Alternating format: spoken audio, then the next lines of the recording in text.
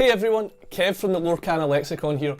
With Lorcana's launch literally around the corner, I keep getting asked by people what they should buy to get into the game. With the product availability of troves and gift bundles being almost non-existent, the reality for a lot of people is simply just going to be the choice between the starter decks and booster box product. And there's sometimes a skepticism around starter deck style product, as occasionally people feel like they're too watered down or simply just not worth the money in a lot of cases. So I've got one of each intro deck here and we're going to crack them and decide, is it worth it to buy Lorcana starter decks? Okay, so what I've got here is one of each of the intro decks. So we've got the Moana and Mickey, so that's your Amber and your Amethyst decks. We've got Aurora and Simba, that's your Sapphire and Steel deck. And we've got Cruella and Aladdin, that's your Emerald and Ruby deck. So there's a lot of things in these intro decks that are the same, but obviously the decks themselves are different, but the contents on all of them, if you read the back, will say the same thing. So all of these decks include one 60 card starter deck that includes 2 foils, so we'll open them up and we'll see, 11 damage counters, 1 paper playmat, 1 paper tracker token, a set of game rules, plus 1 booster pack of 12 randomised cards. So I'm going to crack them open and we can have a wee look at what's inside them, and then we can determine, is this worth a buy? So let's start here. They are cardboard boxes, they're dead easy to get open, doesn't matter how you do it. So we pull it open, we'll see all the contents, nothing else in there. So we've got this booster pack, and I love the fact that they put booster packs in here because it reminds me of back in the day. I remember Pokemon decks used to come with a booster pack, like when I was a kid, and Magic used to do it, but they stopped doing it. And I think it's a real shame because I think what these intro decks should really be doing is selling the full experience. And I think when you don't give someone a booster pack in your TCG intro deck, you're not selling the full experience, because really what you want to do is you want people to be buying the cards, so you want them to have the dopamine of opening a pack, which we're going to get. So let's have a look in here. So we've got some Ariels, we've got Moana, so that's a rare. We've got Mickey, that's a super rare. We're going to put these to the side, so we're getting a lot of these. We get another rare, so these are commons. So you can tell down the bottom, the grey dot means it's common, the white book is uncommon, and then anything else is a rare. So the bronze triangles are rares, the silvers are super rares, and there are gold ones that are legendaries. But I don't think there's any legendaries in these intro decks. So I'm just going to pull these aside, just let you see what's inside them. Now, the fact that the intro decks come with these are quite important, and I'll explain why in a second once we've looked at everything, but I think they're actually really well constructed to give you a good mix of everything. For example, here we've got the 2 songs that are in the gold. You've got the Hakuna Matata and the Part of Your World, which is a rare. Pull these aside. Then we get another rare, we get Dr. Facilier. Get another rare that's Flotsam. Then we get 2 Jetsams. I think it's a bit of a shame that we get 2 Jetsams and only 1 Flotsam, because Flotsam and Jetsam like combo together, they both care about each other being in play. So I think it's a bit of a shame that you can't maximise it, but again, I guess that's encouraging you to go and try and collect the other Flotsam and Jetsams. Some uncommons, get more uncommons, and some commons. Yeah, okay. So what you're going to get in here as far as rares go, you're going to get, and this will probably be the same across all of the boxes, you're going to get 1 super rare, which is the Mickey in this case, and then you're going to get another 1, 2, 3, 4, 5 rares, and one of them is going to be foil. So you're getting 6 rares in total. And the thing that I like about these is that they are so playable out of the box, because not only do they give you lots of cards that produce ink, so they take away a bit of the burden of deck construction, but they also give you plays at every turn of the game. And like what I was saying about the Stitch, these are really important because these are your 1-cost 2/2s, so these are really good for getting down early, getting a little bit of lore when they quest, and then challenge quite effectively. Same with Minnie Mouse. Just a turn 2, 2/3 just challenges so well. So I have liked these decks because I do feel that they're playable out the box.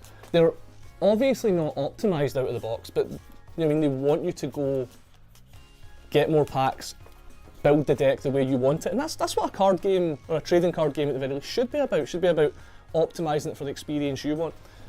Now over here, the other things we get this little rules manual. So this tells you everything you need to know how to play, you would think, but unfortunately it doesn't tell you everything you need to know how to play.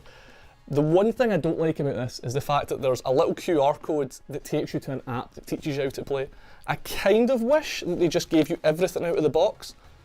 They give you the really, really basic rules, how to play the game, how the turn order works, but yeah, the fact that this isn't like a full set of rules and you have to scan the QR code to go and get what all the keywords do and things, I wasn't the biggest fan of that, but maybe I'm just a bit of a technophobe.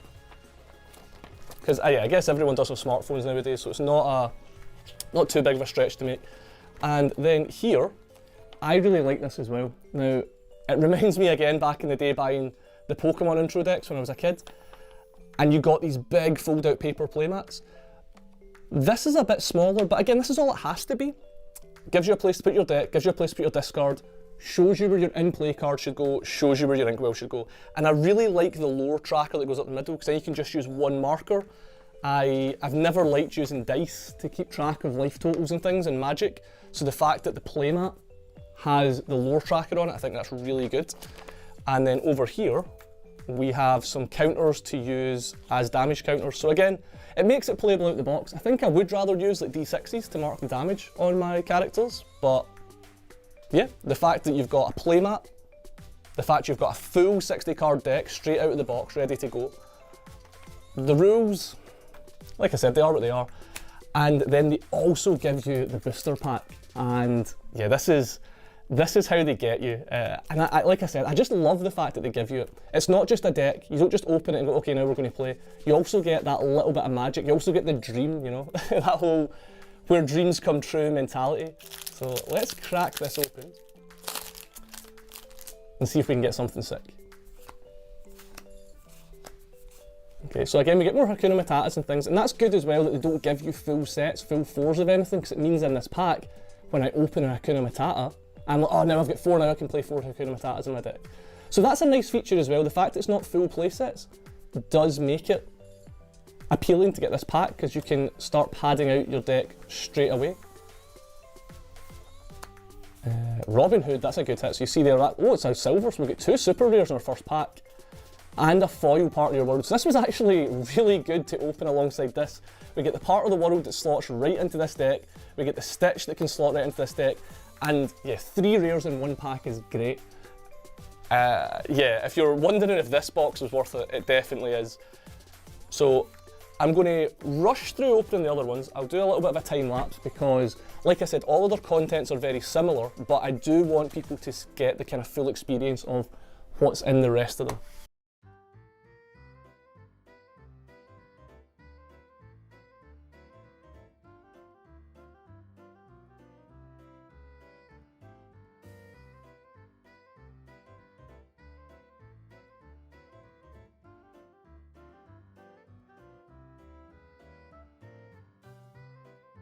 So again here we're seeing a similar thing. We're getting our 2 foils. One of them is a super rare, so in this case we've got the Shift Aurora. And then we're getting 5 regular rares in here. I do like the choices as well. I praised them for putting things in here that you're just going to use in every deck, like the Goons, just your 1-cost 2/2s, and Captain Hooks, and the songs that you'll need. But also a lot of these rares that they're choosing to give you are going to be staples. This Maleficent is very strong. I'll be surprised this Maleficent doesn't see a decent amount of play. Just the fact that she's quests for 3 lore. And this Aurora is going to put out work. And then let's check what's in our pack. Surely we can't keep winning with these things.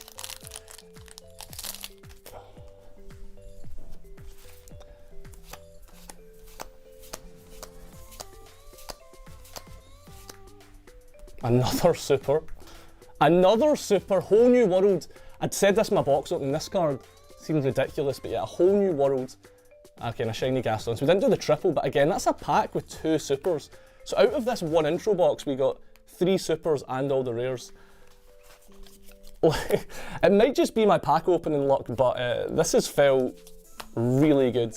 And then the last one, we've got the Cruella and Aladdin deck.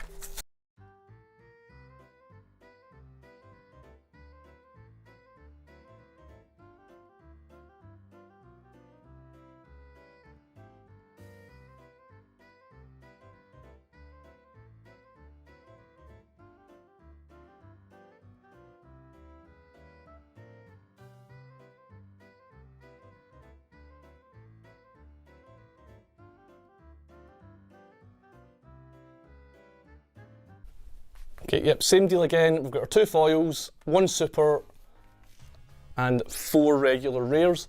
And again, just the fact that they're putting staples in, like cards like Dragonfire are just going to be so important to the Ruby decks.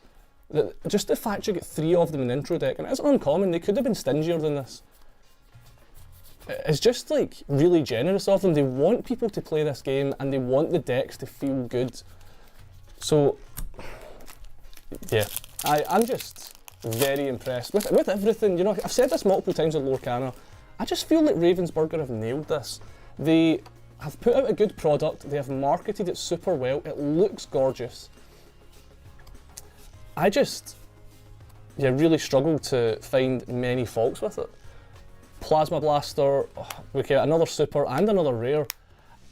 So that's another 3 rare packs and another super. Now I don't know if they put good packs in with the intro decks, but I think we've opened really well in those. If you're going to open like me, these are definitely worth it. These sell for, what, about £18, $20? And the fact that you get this many rares and a bunch of resources, I find it hard to fault.